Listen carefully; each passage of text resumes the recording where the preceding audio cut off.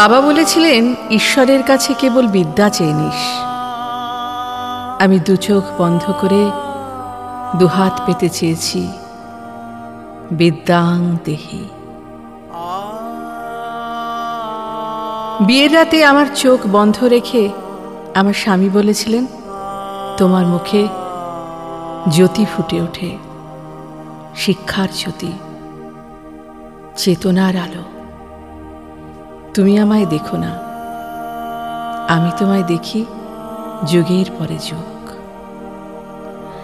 বছর কয়েক পরে আমায় আদর করার ছলে গঙ্গার পাড় থেকে ধাক্কা মেরে ফেলে দেয় আমার স্বামী, তার দ্বিতীয় রূপজ্যোতির তাড়নায়।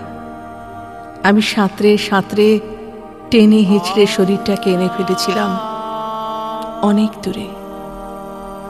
জ্ঞান ফিরতেই কানে এলো আশ্রমের মাতাজির কণ্ঠ, এই তো বিপ্লব। আমি উঠে দাঁড়ালাম, সারা শরীরে সাঁতার তখনও।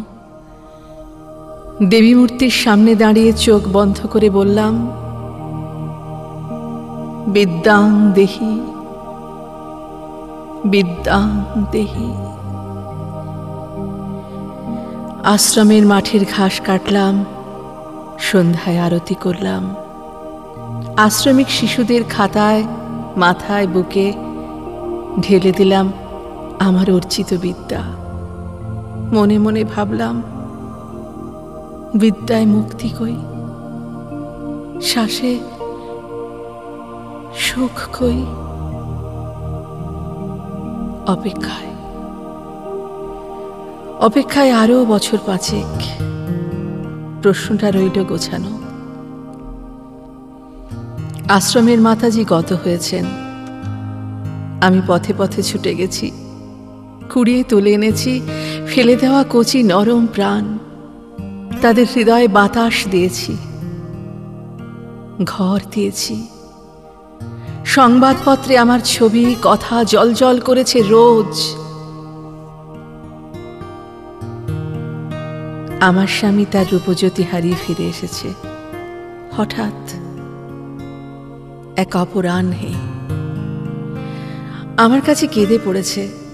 আমার শিশুরা ছুটে এসে রুখে দাঁড়িয়েছে, খবরদার, আমাদের মাতাজিকে স্পর্শ করার স্পর্ধা দেখাবেন না। আমার শ্বাসে সুখ, চিবুকে হাসি। আমার স্বামী যাওয়ার আগে বলে গেছে, তোমার চারপাশে এত আলো, এত আলো। আমার চোখ ধাঁধিয়ে গেল। ক্ষমা করতে না পারো, অভিশাপ দিও না। আমি সিক্ত পোশাকে দেবীর সামনে চোখ বন্ধ করলাম, বললাম, মাগো, মাগো, বিদ্যাং দেহি, বিদ্যাং দেহি, বিদ্যাং দেহি। আমার বুকের আগুন স্থিমিত হতে হতে উত্তর দিল, বিদ্যাতেই তো মুক্তি, বিদ্যাতেই তো মুক্তি, বিদ্যাতেই মুক্তি।